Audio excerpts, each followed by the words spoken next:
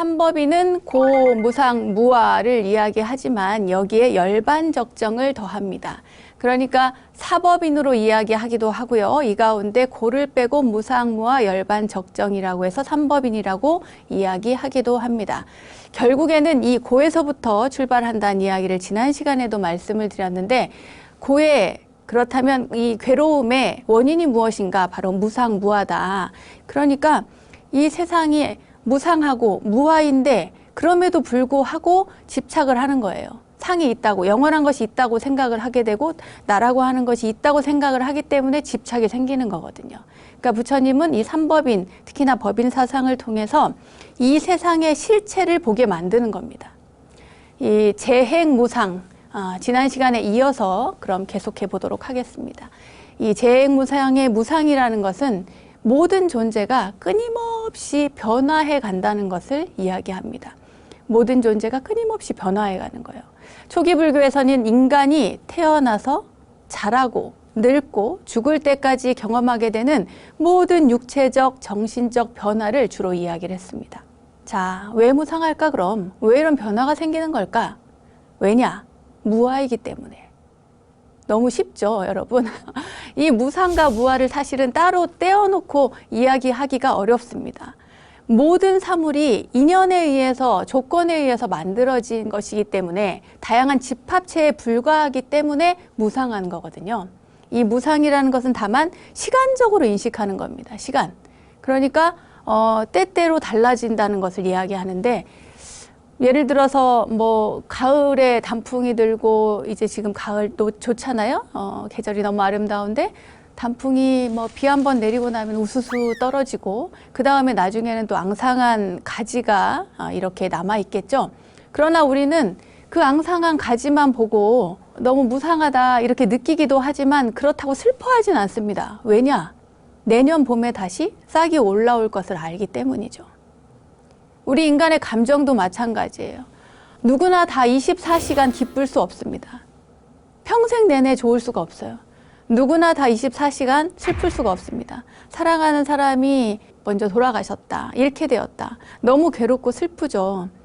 그러나 24시간, 처음에야 물론 24시간 내내 슬플 수 있겠지만 시간이 가면 그 슬픔이 점점 줄어듭니다. 그래서 1년 내내, 그 사람이 떠나고 나서 3년 내내, 떠나고 나서 남은 10년 내내 괴로웠다, 슬펐다, 단 한 번도 웃지 않았다. 이런 사람은 별로 없습니다. 없어요. 왜냐? 무상하기 때문에.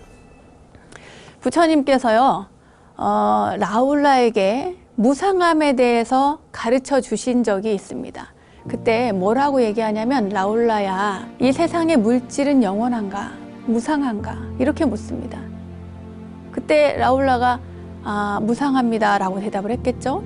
그리고 나서 부처님께서 또 이야기합니다. 무상하고 괴롭고 변화하는 그것들을 이것은 나의 것이다, 이것은 나다, 이것은 나 자신이다, 이렇게 생각하는 것이 옳은가? 이렇게 물어요. 그러니까 그렇지 않습니다 라고 얘기하는 거죠. 그렇지 않다는 걸 일깨워 주는 겁니다. 이 세상이 무상하다는 것을 알려주신 거예요, 라울라한테. 그런데 우리는 순간순간 무상한 건 알아요. 이렇게 낙엽 떨어지는 걸 보면은 무상한 줄 알죠. 그리고 장례식장 가면 무상한 줄 압니다. 그러나 그때뿐인 거예요. 물론 사랑하는 사람이 먼저 떠나거나 이렇게 너무 슬픔에 차여 있을 때는 무상한 그런 생각이 오래 들겠죠. 어느 남들보다는. 그러나 정말 모르는 사람이 돌아가셨어. 우리 직장 동료의 가족이 돌아가셨다. 그래서 장례식장에 다녀왔어요. 근데 거기 갔을 때는 아유 참 인생이 무상하지 이렇게 생각을 하고 나는데, 돌아와서 며칠만 지나봐요. 무상이 어디 있습니까? 아무 생각이 없어지는 거예요. 도로함이 타버린 거예요. 완전히 제자리로 돌아오는 거죠. 이처럼 우리는 무상에 대해서 잘 몰라요. 순간순간 알 수는 있지만 잘 몰라, 잘 잊어버려요. 왜입니까? 왜냐하면 너도 무상하고 나도 무상하기 때문이에요. 이 자연도 다 무상하기 때문에 모두가 무상해요. 예를 들면 지구는 과학적으로 자전을 한다고 합니다. 이렇게 스스로 돈다는 거예요, 계속. 그런데 그 속도가 무려 시속 1300km에 달합니다. 여러분 상상이 갑니까? 우리가 KTX가 엄청 빠를 때 보면은 그 한 300km대 가까이 가요. 270, 80, 90 뭐 이렇게 가까이 가요. 엄청 빠를 때가. 그런데 1300km라니 어마어마한 속도잖아요. 근데 몰라. 왠지 압니까? 모두 같이 돌기 때문에, 모두 같이 돌기 때문에. 기차도 KTX를 타고 갈 때 이 기차가 앞으로 쭉 가니까 고정되어 있고 멈춰져 있는 바깥 풍경을 보면 이 기차가 내가 간다는 걸 아는 거예요. 그럼 만약에 그 바깥 풍경도 똑같이 간다고 생각을 해보세요. 기차 안에 있는 사람과, 그러니까 기차와 기차 밖에 있는 것이 같은 속도로 동시에 움직인다고 생각을 해보세요. 그럼 어떨 것 같아요? 우리 가는 것 같을까요? 시속으로 300km 가는 것 같을까요? 아니죠. 마찬가지입니다. 마찬가지로 지구의 자전, 지구가 돌 때 우리가 모르는 것처럼 우리 인간이 너도 무상하고 나도 무상하고 자연도 무상하고 이 세상의 모든 것들이 무상하기 때문에 잊어버리는 거예요. 그러니까 저 사람도 죽고 나도 곧 죽을 거예요. 나중에 때가 되면 죽겠죠. 그러나 내가 죽을 거라는 걸 생각을 못 해. 장례식에 갔다 와도 친구의 부모님이 돌아가셔서 거기 갔다 와도 아이고 그러셨구나. 위로는 하지만 그것이 나의 일로서 받아들여지지는 않는다는 거예요. 쉽지 않다는 거예요. 뭐 설령 받아들였어도 금방 잊어버리는 거죠. 부처님께서 옛날에 어떤 아이 엄마가 죽은 아이, 사랑하는 아들을 안고 눈물을 흘리면서 찾아왔어요. 부처님, 내 아이를, 이 사랑하는 내 아이를 제발 좀 살려달라고. 그때 부처님이 뭐라 하냐면 알았다. 살려준다는 거예요. 내가 그럼 내가 시키는 것을 하나만 한다면 내가 이 아이를 살려주겠다. 그래요. 그래가지고 그게 뭡니까? 부처님, 죽은 아이만 살릴 수 있다면 제가 뭐든지 하겠습니다. 그래요. 그러니까 어디를 가든지 간에 단 한 집이라도 죽은 사람이 없는 집에 가서 겨자씨를 얻어오라는 거예요. 그러면 내가 네 아이를 살려주겠다. 그래서 이 엄마가 찾아다닙니다. 집집마다 두드리면서 혹시 이 집에 그 돌아가신 분이 있습니까? 라고 물어요. 돌아가신 분요? 얼마 전에 할머니가 돌아가셨는데요. 아, 그래요? 또 다른 집에 똑똑하고 가가지고 혹시 이 집에 누구 돌아가신 분이 있습니까? 그러니까 얼마 전에 그 내 조카가 죽었는데요. 또 그러는 거예요. 또 어느 집에 똑똑 가서 물어보니까 우리 아버지가 돌아가셨는데요. 우리 아이가 먼저 갔는데요. 어느 집이건 간에 죽은 사람이 없는 집이 단 한 집도 없는 거예요. 그제서야 이 엄마가 알게 되는 거죠. 이 죽은 아이의 엄마, 그 엄마가 거기서 딱 이제 깨달음이 온 거예요. 그래서 나중에 부처님께 가서 부처님께서 제게 어떠한 가르침을 주시려고 했는지 그 이유를 제가 알겠습니다 하고 이제 출가를 하게 됩니다. 이와 마찬가지로 우리는 모든 것들이 다 무상한 거예요. 사람뿐만이 아니라 생명 있는 모든 존재는 다 무상한데 서로가 다 무상하니까 그거를 모르고 그냥 넘기고 잊어버리고 그렇게 흘러가는 겁니다. 마찌마니까에 나오는 말씀이 있습니다. 부처님께서 모든 현상의 뿌리에 대해서 설명을 하시면서 지수화풍으로 이루어진 이 육신에 집착해서 이 육신을 영원한 자아라고 생각하고 나의 것이라고 애착하고 육신에서 즐거움을 찾는 건 모든 현상의 뿌리를 이해하지 못하기 때문이라고 이야기를 하신 겁니다. 여러분 생각을 해보세요. 이 육신, 제가 조금 전에도 죽음에 대한 이야기를 했지만 이 뼈로 이루어지고 살로 이루어지고 또 피가 돌지요. 몸에 피가 돌고 또 온기가 있습니다. 죽은 사람은 온기가 없죠. 모든 것들이 시간이 지나면 자연스럽게 지수화풍으로 돌아가는 것이 바로 우리의 육신입니다. 근데 이것을 영원히 나라고 하는 존재가 예를 들어서 제가 이름은 원영인데 이 원영이라고 하는 이 비구니의 존재가 나중에 죽으면 여러분과 다를까요? 그렇지 않습니다. 똑같습니다. 이 방송을 시청하시는 여러분이나 저나 죽으면 다 흙으로 돌아가요. 그리고 지하수로 흘러 들어갑니다. 물론 뭐 태울 테니까 지금이야 이제 화장이 일반화되어서 태울 테니까 그조차도 없을 수 있겠지만 예전에는 또 매장을 했으니까 그렇게 지수화풍으로 돌아갔다라고 하는 것이 자연스럽습니다. 이 무상에 대한 이야기를 이렇게 하다 보니까요. 사실은 우리가 일상생활에서도 보면 감정이 우리가 좋았다가 싫었다가 누굴 좋아하고 사랑하는 것 같았다가 또 미워하는 것 같았다가 또 마음이 생겼다가 머물고 금세 바뀌고 이 변덕이 얼마나 죽이 끓는지요. 그죠? 여러분? 이 생주이멸의 무상함을 사실은 우리는 이 감정을 느끼면서 알 수가 있습니다. 이걸 잘 살펴보면 알아. 우리의 감정을 자세히 들여다보면 이 감정이 얼마나 무상한지 알 수가 있습니다. 그러니까 결혼하기 전에는 그토록 사랑하는 것 같고 뭐 너무너무 좋아하죠. 너무 좋은데 결혼을 하고 또 살다 보면 뭔가 또 권태기도 오고 또 무덤덤해지고 나중에는 여러분 제가 듣자 하니 의리로 산다고 하더군요. 어쨌거나 그런 것들이 사실은 어떻게 생각하면 참 무상한 거예요. 감정이라는 것이. 그런데 그 무상한 감정을 일생 동안 우리는 하루에도 매 순간에도 수십 번씩 바뀌면서 그렇게 살아가면서도 그 무상함에 대한 이치를 제대로 받아들이지를 못하고 산다는 겁니다. 허망하죠? 굉장히 허무하다. 뭔가 희망이 없어지는 것 같고 좀 그런데? 그러면 뭐하러 그렇게 열심히 살아야 돼? 뭐 이런 생각이 들 수도 있습니다. 그죠? 다만 조금 전에도 말씀드린 것처럼 이 허무주의에 너무 빠질 필요는 없다는 거예요. 왜냐? 예를 들어서 여러분 바닷가에 가보신 적 있죠? 우리나라에 뭐 삼면이 바다니까 이 바다에 가면은 파도가 일죠. 하얗게 부서지는 파도, 너무 낭만적이고 멋집니다. 그죠? 그런데 이 하얗게 일어나는 파도 금방 일어났다가 금방 사라집니다. 밀물과 썰물에 의해서 일어났다가 사라져요. 그런데 보면은 사실 그것만 보면 너무 예쁜 순간 탁 사진기를 꺼내서 찰칵하고 찍죠. 그런데 그때뿐입니다. 그 다음에 일어난 파도는 더 아름다울 수도 있고 덜 아름다울 수도 있고 그렇죠. 그렇지만 이 파도는 하얗게 생겨났다가 다시 사라져요.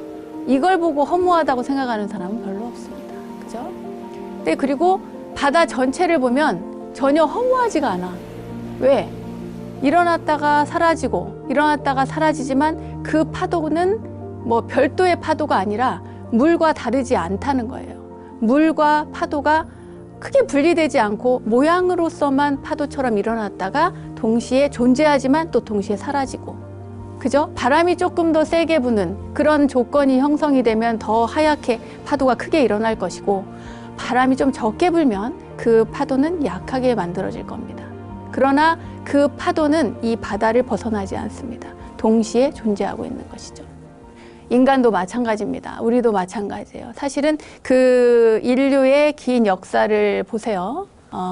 인간은 사실은 가만히 생각해 보면 저 이제 여러분들은 절에서 제사를 또 모시잖아요. 제도 지내고 하는데 사람들은 다 부모님부터 유전자를 물려받습니다. 여러분들 모두 여러분의 부모님에게서 유전자를 물려받았을 거예요. 성향이 뭐 좋든 싫든 상관이 없습니다. 또는 뭐 어머니를 더 닮은 사람도 있고 아버지를 더 닮은 사람도 있겠지만 유전자를 받아서 이렇게 살아가는데 그 아버지 어머니는 누구한테 받았겠어요? 할아버지 할머니에게서 받았겠죠. 그 할아버지 할머니는 누구한테 받아? 그 위에 아버지 어머니에게서 받았겠죠. 그죠? 이처럼 인간은 조상으로부터 유전자를 계속 물려받아서 살아가요. 이제 저처럼 출가하면은 여기에서 손이 끊기겠지만 그렇지 않는 한 여러분들은 자식을 낳으면 후손에게 여러분의 DNA를 물려줍니다. 그런 방식으로 우리가 생이 끝나면 여러분이 결혼한 여러분들의 생이 나중에 병들고 늙어서 이제 죽음에 이르러서 끝나면 거기에서 끝난 것 같지만 끝나지 않았어요. 왜? 나의 DNA가 내 자식에게 남아있고 그 자식의 DNA는 또 그 자식에게 가 있고 말하자면 저 위에서부터 내려온 그 DNA가 계속 생을 거듭해서 내려가고 있는 거죠. 말하자면 그 삶과 죽음은 순간순간 있었어요. 계속해서. 나의 아버지 어머니도 그랬고 그 할아버지 할머니도 그랬고 그리고 나도 앞으로 그럴 것이고 그렇지만 그 DNA라고 하는 것은 쭉 흐름이 있었죠. 그러니까 이 삶과 죽음, 짧은 한 인간의 삶과 죽음은 파도로 비유를 할 수가 있을 것이고 DNA로 보면은 큰 바다 같은 흐름이 있다라는 것을 여러분들이 이해를 하시면 좋을 것 같습니다. 이제 이 이야기는 결국 나중에 무아와도 연결이 다 되는 이야기인데, 가만 생각해 보면 불교는 뭐 삼법인이든 사성제든 연기든 어느 하나만 딱 이렇게 떼어서 여러분들에게 설명하기가 참 모호한 부분이 있어요. 왜냐하면 다 서로 연결해 가지고 이야기가 흘러가거든요. 어쨌건 그 부분은 나중에 다시 한번 이야기를 하겠습니다. 그런데 중요한 사실이 있어요. 여기에서 뭐냐? 제가 아까 바다의 이야기, 파도 이야기를 했죠. 그런데 불교는 파도의 입장에 서지 않을 것 같기는 해요. 그렇죠? 제가 말씀드린 것에 근거하면. 그러나 바다의 입장에 서는 건 아닐까? 이런 생각이 들지만 불교는 그렇지 않습니다. 불교는 바다의 입장에 서지도 않고 파도의 입장에 서지도 않아요. 왜? 파도의 입장에 서면 너무 허무한 존재다라는 생각이 들어요. 너무 허망한 존재가 되는 거야. 그런데 바다의 입장에 서면 왠지 뭔가 영원한 뭔가가 존재하는 것 같은 그런 느낌이 든단 말이죠. 혹여 제가 DNA를 설명하는 과정에서 그럼 뭔가 영원한 게 있는 거 아니야? 이렇게 생각하셨다면 그건 저의 설명이 부족했기 때문입니다. 영원한 무언가가 존재한다고 믿는 것, 이런 것을 거부해요. 불교는 이 두 가지 생각, 그러니까 허무주의에 빠지는 것도, 그러니까 파도의 입장에 빠지는 것도, 바다의 입장에 빠지는 것도 다 단견이라고 해서 거부했어요. 이 단견이라고 하는 것은 극단적이고 편향된 견해를 말합니다. 여기까지가 제가 생각하는 무상에 대한 이야기입니다. 여러분들께서 지난 시간에 이어서 다시 한번 이렇게 점검하시면서 들으시면 좋을 것 같고요. 중요한 이야기 마지막에 했습니다. 영원한 것도 없고, 그리고 또 파도처럼 금방 너무 무상해서 허망하고 막 이 허무주의에 빠지는 것도 거부한다는 것. 이것이야말로 밑줄 짝입니다, 여러분. 아시겠죠? 네. 재행무상에 대해서 말씀드렸는데요. 이 재행무상이라고 하는, 이 무상이라는 단어가 얼마나 중요한지 알려주는 이야기가 하나 있어서 여러분들께 소개를 해드리겠습니다. 설산동자 이야기인데요. 설산동자. 부처님께서, 그러니까 석가모니 부처님께서 부처를 이루기 위한 보살행을 할 때의 동자의 이름입니다. 설산동자. 말하자면 설산에 사는 동자예요. 설산에서 해탈의 도를 구하기 위해서 고행을 하고 있는 동자입니다. 그때 너무 열심히 정진을 하니까 이를 본 제석천왕이, 제석천왕 어디 살죠? 설산, 수미산의 꼭대기, 그죠? 거기에서 보니까 이 동자가 너무 열심히 정진을 하는 거예요. 그래서 그 동자의 구도심을 한번 시험해 보기 위해서 어떻게 할까 고민을 하다가 아주 무서운, 그러니까 사람을 잡아먹는 나찰로 둔갑을 해서 여기 내려옵니다. 그리고 내려와서는 이제 이 동자를 유인하는 그런 개송을 이야기를 해줘요. 뭐라고 이야기하냐면 재행무상하니 시생멸법이다, 이렇게 얘기를 하는 거야. 재행무상하니 시생멸법이라, 이렇게 개송을 읊어요. 정진 중에 앉아있는 이 동자가 갑자기 그 얘기를 듣고는 귀가 번쩍 뜨인 겁니다. 재행무상하니 시생멸법이라고? 재행이 무상한 것이 시생멸법이라고? 이렇게 된 거죠. 그야말로 뭔가 깨달음이 확 내게 다가오는 것 같은 그런 느낌을 갖게 된 겁니다. 그래서 이 고행하던 동자가, 설산 동자가 자리에서 번쩍 일어나가지고 갑니다. 그래 가서 이제 이 험악하게 생긴 나찰에게 가서 묻는 거예요. 지금 혹시 개송을 설한 자가 바로 그대냐고 물어봐요. 그러니까 나찰이 가만히 쳐다보고 있어요. 되게 기운 빠지게. 그래가지고 또 묻습니다. 아니 도대체 당신은 어디서 그런 개송을 들었냐고 이렇게 물어요. 그래도 또 나찰이 가만히 이렇게 시큰둥하게 이렇게 대하니까 그제서야 동자가 얘기를 합니다. 나한테 그 나머지 개송을 알려주면 내가 진짜 평생 그대의 제자가 되겠다, 이렇게 얘기를 합니다. 그러니까 나찰이 그제서야 자기의 요구사항을 얘기합니다. 뭐라고 얘기하냐면, 제자나 그런 거 필요 없고 사실 내가 지금 며칠 동안 굶어가지고 진짜 너무 허기가 져가지고 막 말할 기력도 없고 너무 힘이 들어서 너한테 나머지 계속 말할 수도 없어, 이렇게 얘기를 하는 거예요. 그러면서 하는 얘기가, 내가 먹는 거는 사실은 사람 살하고 피밖에 안 먹어, 이렇게 얘기를 하는 거죠. 그러면은 보통은 뭐라고 하고 움찔하고 도망갈 것 같기도 하고 두려울 텐데, 이 설산동자가 두려움 없이 얘기를 하는 거예요. 좋다. 그러면 나에게 그 나머지 개송을 마저 들려주면 내가 내 몸뚱이를, 내 몸과 피와 살을 이거를 너의 먹이로 주겠다. 이렇게 이야기를 하는 거예요. 그러니까 나찰이 너무 기가 막힌 거죠. 너무 웃기는 거야. 아니 그 재행무상 시생멸법 이렇게 8자밖에 안 되는데 8자를 위해서, 그러니까 물론 8자를 앞에 알려줬으니까 나머지 8자인데 이 8자를 위해서, 개송을 위해서 네 목숨을 바치냐? 이렇게 되게 어리석다는 듯이 얘기를 하는 거예요. 비웃으면서 조롱을 하죠. 그러니까 설산동자가 그때 이런 비유를 듭니다. 옹기 그릇을 깨고 금 그릇을 얻는다면 누구라도 기꺼이 그 옹기 그릇을 깰 것이다. 이게 무슨 말이냐면, 내가 옹기가 있어요. 그릇, 옹기 이렇게 빚은 그릇이 있는데 누군가가 내가 이거 금그릇 있는데 너 주려고 했는데 너는 옹기가 있네? 너는 그 옹기 있으니까 난 금그릇 안 줘도 되겠네? 이렇게 말하면, 아니야, 이 옹기 그릇 깰게. 깨버리고서라도 그 금그릇을 얻을 수 있다는 거예요. 그 얘기를 해줍니다. 나는 이 무상한 이 몸을 버리고 금강신, 깨어지지 않는, 그러니까 깨달음의 몸을 얘기하는 거예요. 금강신을 얻으려고 하는 거니까 나머지 개송 그 절반을 나한테 알려줘서 내가 깨달음을 얻는다면 나는 아무런 후회도 미련도 없다. 왜냐? 깨진 옹기 같은 거니까. 그리고 금그릇을 받는 거니까. 그러니까 어서 나에게 나머지 그 개송을 절반을 알려달라고 해요. 그래서 나찰이 기분이 좋은 거예요. 이제 잡아먹게 생겼네 이렇게 생각을 하고, 그리고 나서 알려줍니다. 뭐라고 알려주냐? 생멸멸이하면 정멸위락이니라, 이렇게 얘기를 해주는 거예요. 그러니까 보세요. 재행무상하면 시생멸법. 재행이 무상하니 이것이 바로 생멸법이라는 거예요. 생하고 멸하는. 그러니까 이 세상에 존재하는 생명의 생멸법은 바로 재행이 무상하다는 거예요. 기가 막히지 않습니까? 그런데 나머지는 뭐라 하냐면 그 생멸이 멸해서 없어지면 그것이 바로 정멸의 낙을 얻게 되는 거라는 거예요. 생멸멸이하면 정멸위락이니라.